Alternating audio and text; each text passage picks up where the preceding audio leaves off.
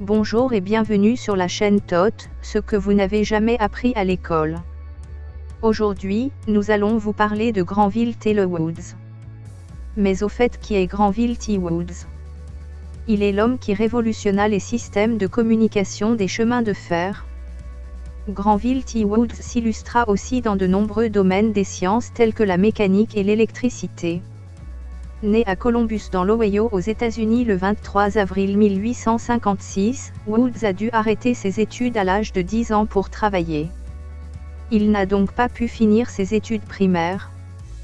Mais comme son esprit brillant n'avait pas de barrière, il a fini par décrocher un diplôme d'ingénieur en mécanique et électricité. Mais comment a-t-il fait, me diriez-vous?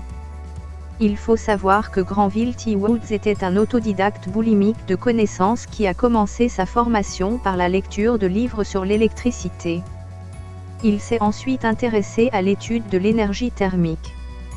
Ses efforts dans ce dernier domaine de recherche vont finir par payer.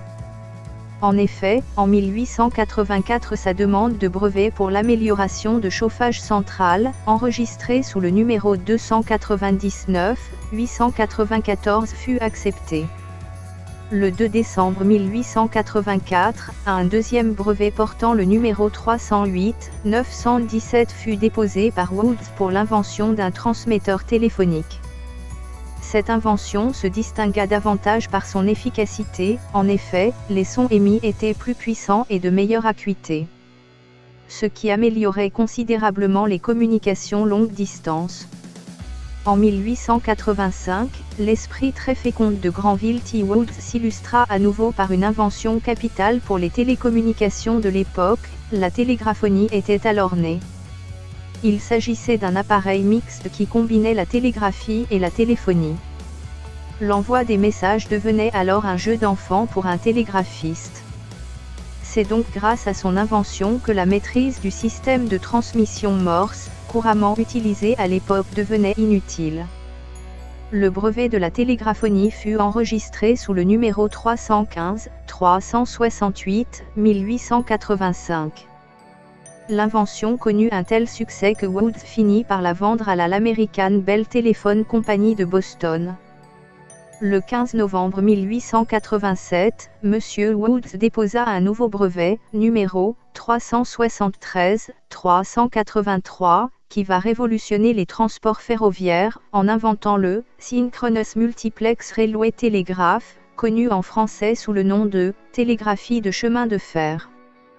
Ce système permettait aux trains en mouvement de communiquer non seulement entre eux-mêmes, mais aussi avec les gares.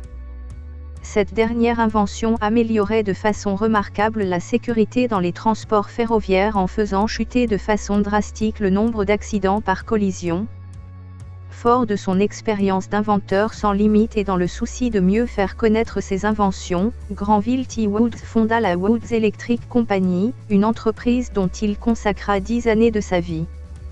En 1896, Granville Woods reprit les recherches et créa un nouveau rhéostat qui corrigea les défauts de surchauffe et d'importantes pertes d'énergie sous forme de chaleur dont l'ancien modèle était tributaire. Le rhéostat de M. Woods se distinguait non seulement par une fiabilité sans faille, mais aussi par une économie d'énergie réalisée de 40% par rapport au modèle précédent.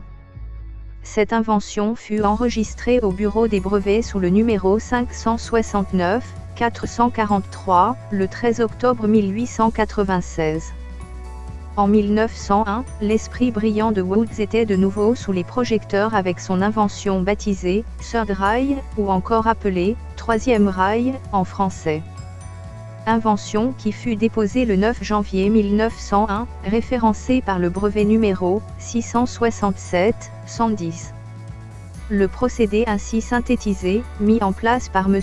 Woods, consista d'installer parallèlement tout le long de la voie ferrée une série de conducteurs d'électricité.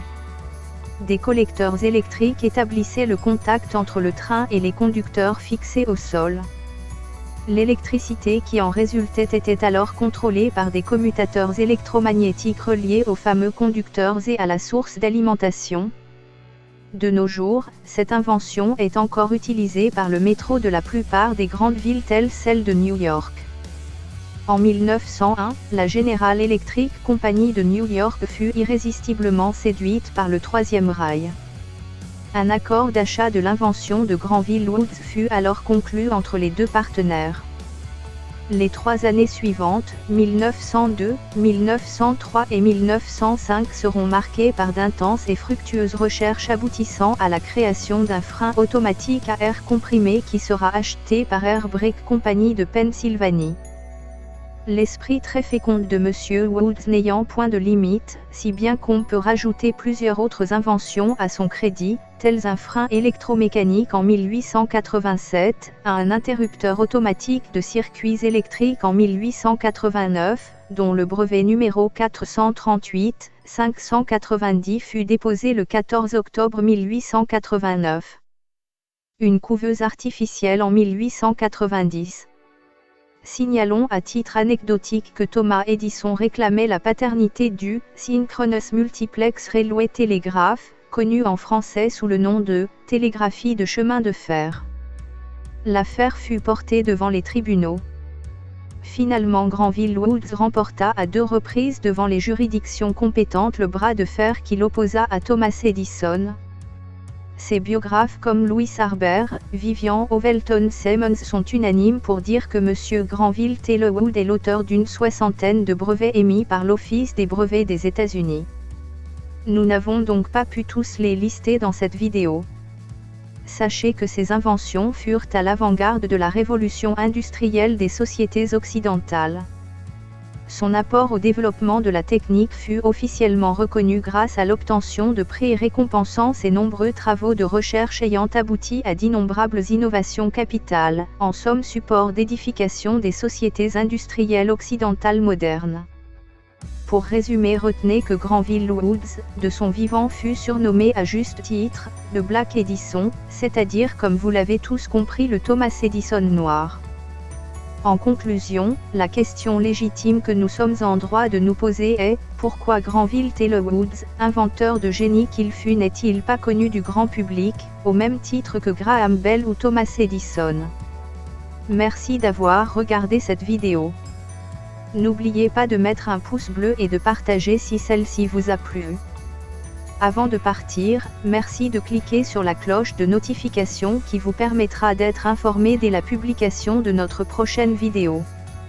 Au revoir et à bientôt sur TOT, votre chaîne dédiée à la vulgarisation du savoir.